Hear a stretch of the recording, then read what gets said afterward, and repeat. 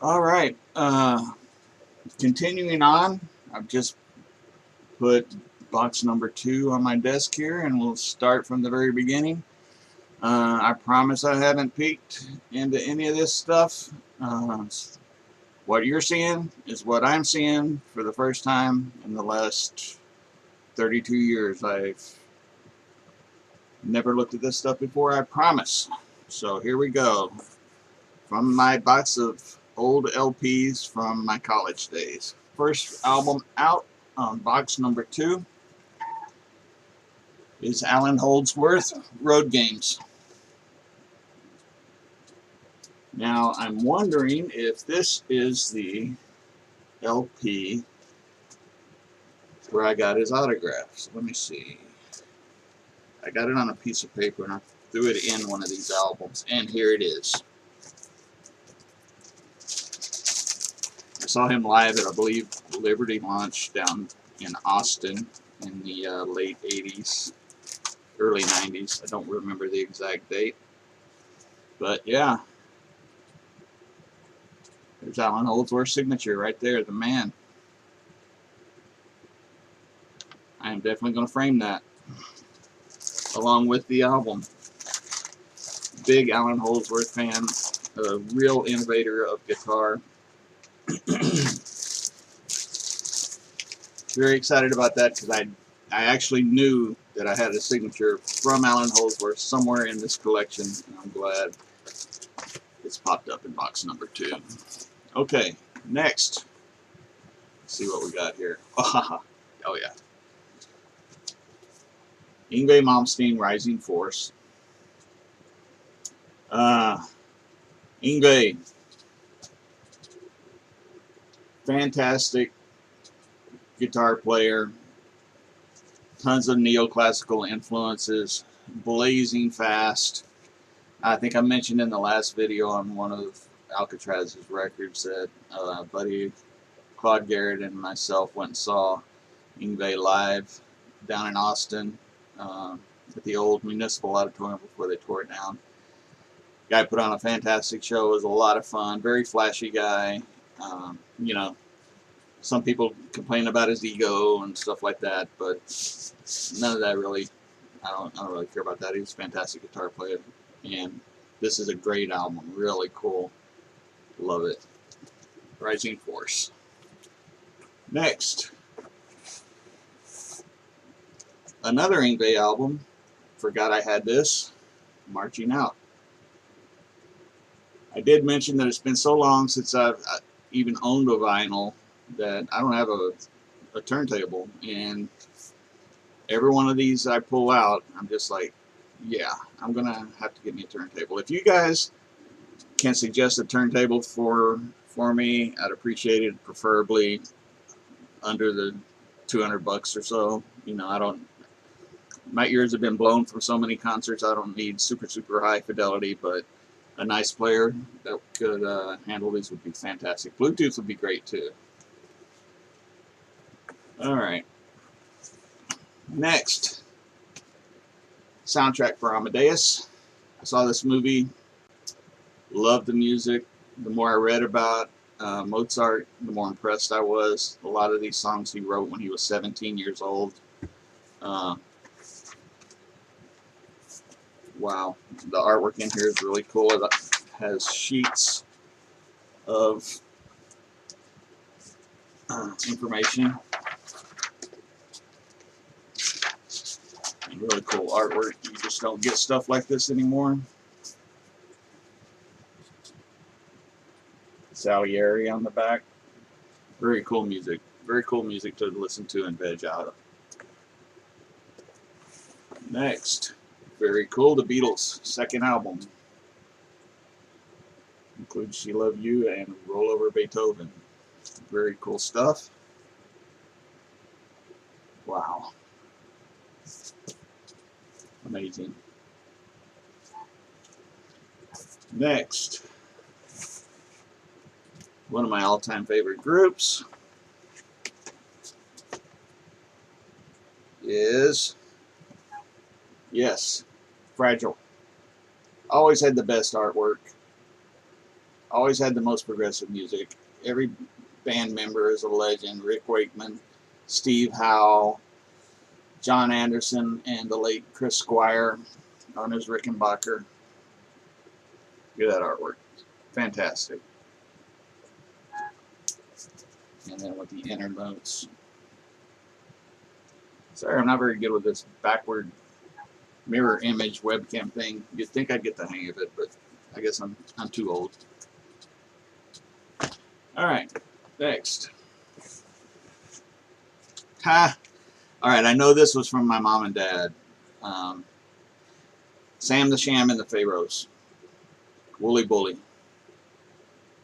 Really fun music, almost like surf music, but you know, it was kind of gimmicky based on the Middle East pharaohs. It was a lot of fun to listen to. If you haven't heard Wooly Bully, do a quick search on it. Uno, dos, one, tres, cuatro is the way the song starts, and it's just a lot of fun. Something you'd see in a Pee Wee Herman movie or something. Okay.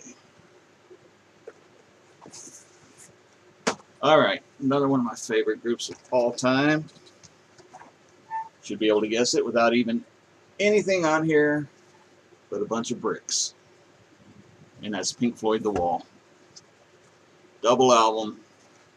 Fantastic all the way through.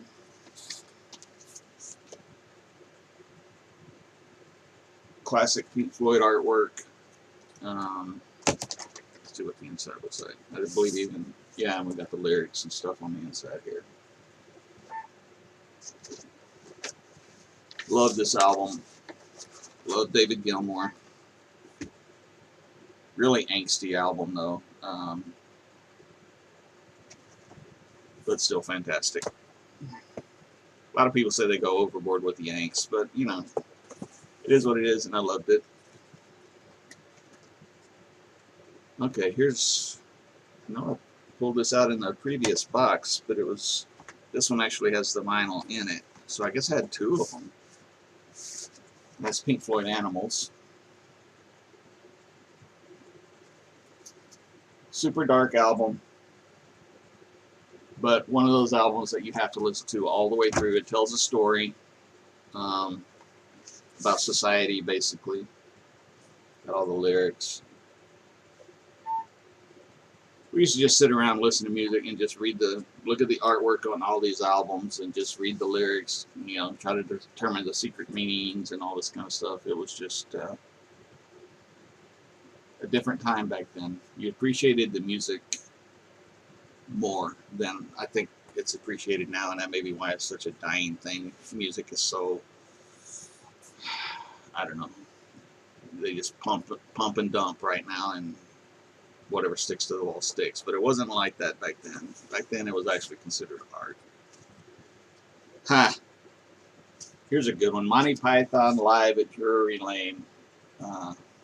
Friend of mine, Claude Garrett, and I, we used to listen to this stuff over and over.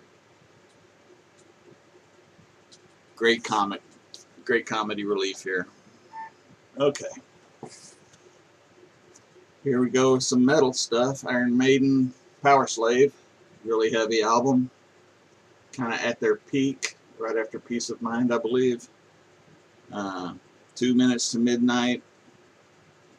Flash of the Blade, Aces High, Power Slave, Rime of the Ancient Mariner. Classic Iron Maiden here.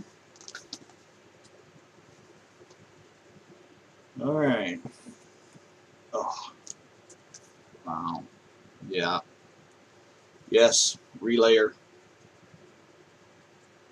I am definitely going to need that turntable. Look at the artwork. It's just so cool. Their albums would always open up. A lot of them would. You get just, you know, you got so much more for your money. 1974. Gates of Delirium taking up all of side one. Love it. Okay. I'm on 9 minutes here. Another yes. And this one. Oh, this is huge. Yes songs. Live. More classic artwork from Yes. Believe is this a double or a triple album? I don't remember. Wow. See, this stuff had to come with little booklets.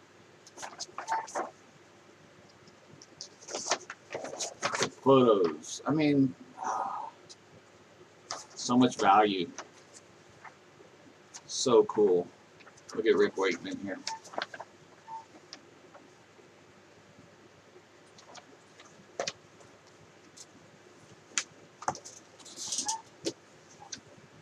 Wow, it's so big.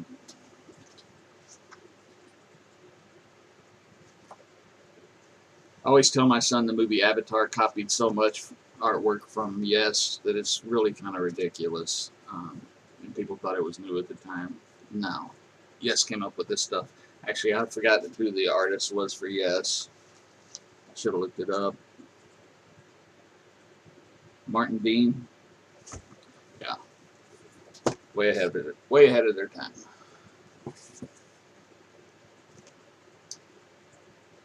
Frank Zappa, the man from Utopia.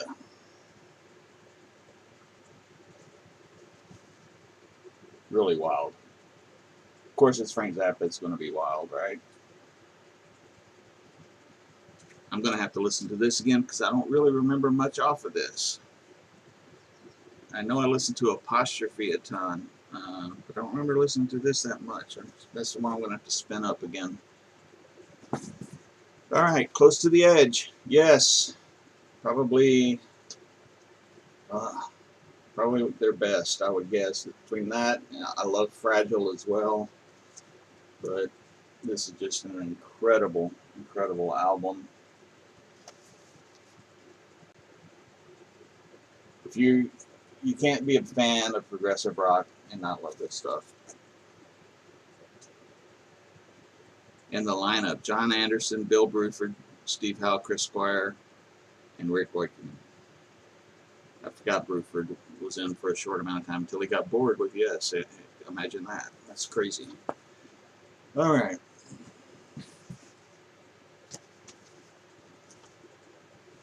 This is the second Yes Fragile album. I guess I really like that one. All right, moving on. Led Zeppelin Coda.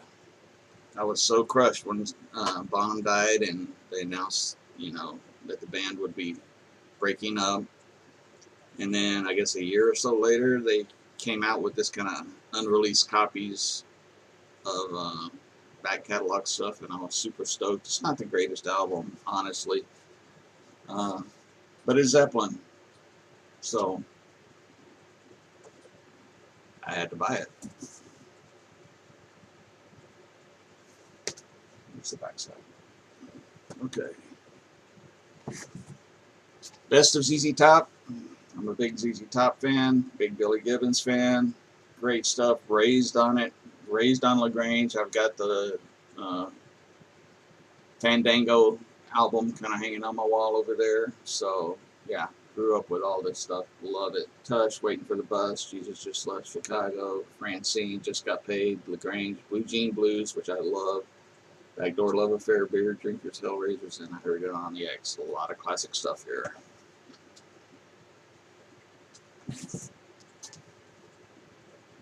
Wow. Foreigner, Double Vision. I was in a band we used to play Double Vision. It was a lot of fun. Cool licks. Definitely brings back memories. Lou Graham, Mick Jones. Wow. Hot Blooded, Blue Morning, Blue Day, Here I Am, Back Where You Belong, Locust, Higgins Toll, Double Vision, Tremontaine, Have Waited So Long, Lonely Children, and Spellbinder. Really cool album. Another one I grew up to listening to in high school. Yeah, I don't think this is mine since it has Patty's name on it, which is Charles's wife. So, but heck, I'll take it. Peter Gabriel. I'm a big Peter Gabriel fan. He's got a fantastic voice, fantastic performer, and songwriter. Want to listen to this again? The Cars. Shake It Up. Got to see them live in Austin. Not the most dynamic live band, but the songs they put together are great. Since You're Gone, Shake It Up. I'm Not the One, Victim of Love. Cruiser. To Dream Away, This Could Be Love, Think It Over, and Maybe Baby. The Cars. Alright, here we go. No Parole from Rock and Roll. Another Alcatraz album with Yngwie. Yngwie Malmsteen, neoclassical shredder guitarist. Still out there performing today, still out there blowing people's minds. Great guitar player. I'd like to listen to this again because it has Graham Bonnet on vocals. It's been a while since I've listened. Krina Corey is on here. That was a big one. I really like that song. So, very cool. Alright.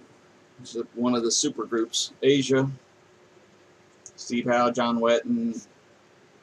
Who else was on here? Carl Palmer and Jeffrey Downs. Kind of one of the big super groups in the 80s. I honestly thought this would be a little more proggy when it came out, but it was pretty straightforward, and I was a little bit disappointed in it because of Steve Howe. Steve Howe doing power chords, very simple songs, so it was okay. I saw them live; they were good. I just expected more, but anyway, it is what it is. Oh wow, Billy Squier. Emotions in Motion. Not sure why about it. But there's some good songs like this. Crosby, Stills and Nash. Don't remember this one. I don't think it's mine, but I do like them, and I will be listening to it. Alright, being a big Pink Floyd fan, I was also a big fan of Alan Parsons' project, since Alan Parsons produced Dark Side of the Moon, and he put out some really good albums. Really good. Turn of a Friendly Card. This was a really great album. This one and I, Robot, which looks like it is next. Alan Parsons' I, Robot. Love this album. Very cool on headphones. Very cool. And there he is with all the accompanying lyrics and artwork.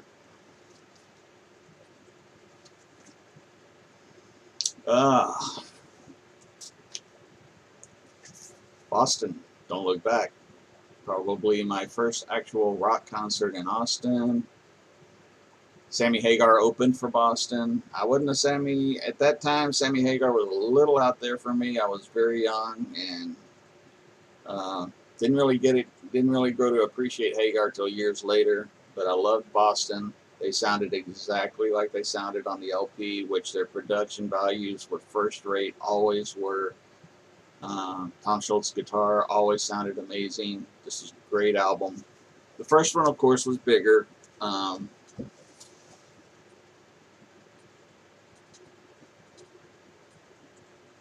But this one was great too.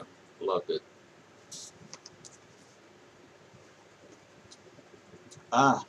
Going back to the Dregs, Steve Morse.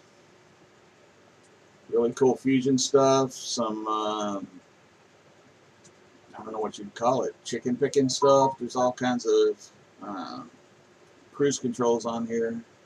Big Steve Morse fan. If you listen to guitar, do yourself a favor. Listen to some of the old Steve Morse stuff. It's amazing. Speaking of Dixie Dregs, I used to listen to this all the time. More Steve Morse.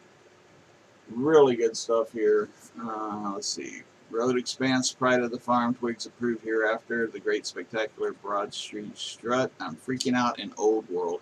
Look at that artwork, very cool. Dregs of the Earth, like a bunch of zombies coming out of the sand. Very cool album with a lot of violin mixed in, and at first you're like, what is violin doing here? But once you get the hang of it, it really fits, and it's really cool. More Dregs, industry standard. Assembly line, crank it up, Chips Ahoy. Blood-sucking leeches, up in the air, riding high, where's Dixie, conversation piece, and vitamin Q. Great guitar work. More Dixie Dregs. I guess you could tell I was really into Dixie Dregs at the time.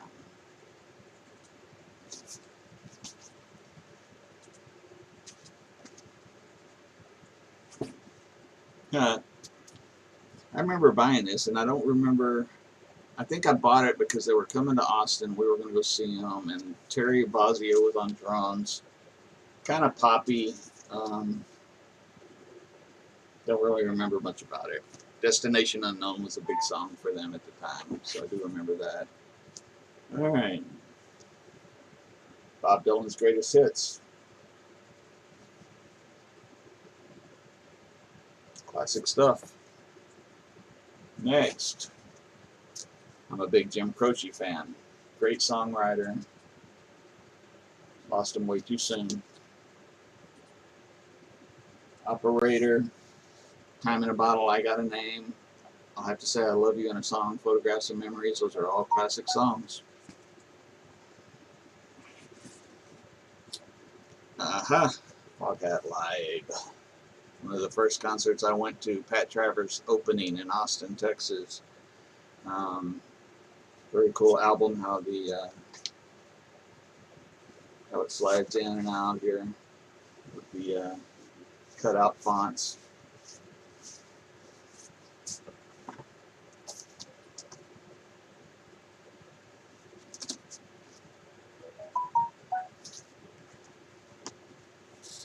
They were super big in the late 70s. Of course, the Slow Ride was their biggest hit. This was an album here that I got for Christmas, I remember. 8th grade, maybe? Aerosmith Live Bootleg, double album. Classic blues rock. Steven Tyler, Joe Perry at the height of their talents before they all kind of fell apart with drugs and whatever else. But man, they were really good at the time.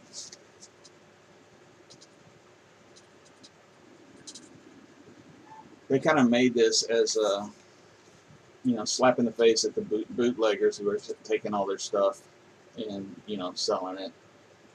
So they decided to do their own bootleg album, and man, it's a really good one.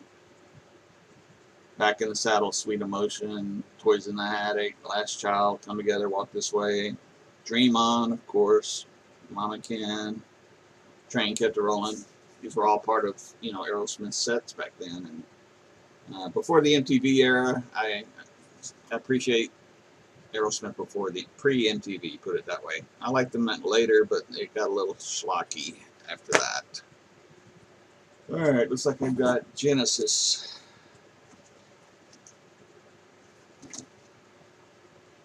Duke. Turn It On Again. I have to admit, I was a little late to the Genesis show, and I'm still not completely there. I have been listening to them more lately. Not sure how big of a fan I would be with Genesis after Peter Gabriel left, because I love Peter Gabriel, but they got a little poppy for me after he left, so maybe I'm missing out. I don't know. All right, Pat Metheny, Right Side Live, legendary jazz guitar player, really easy to listen to. Great melodies. Really good stuff. So where am I? Still got a long ways to go. This is part 3. I don't want to take up too much of everyone's time. So I'm going to pause here, and I'll do part 4 here in a little bit and finish this out. Thanks for watching.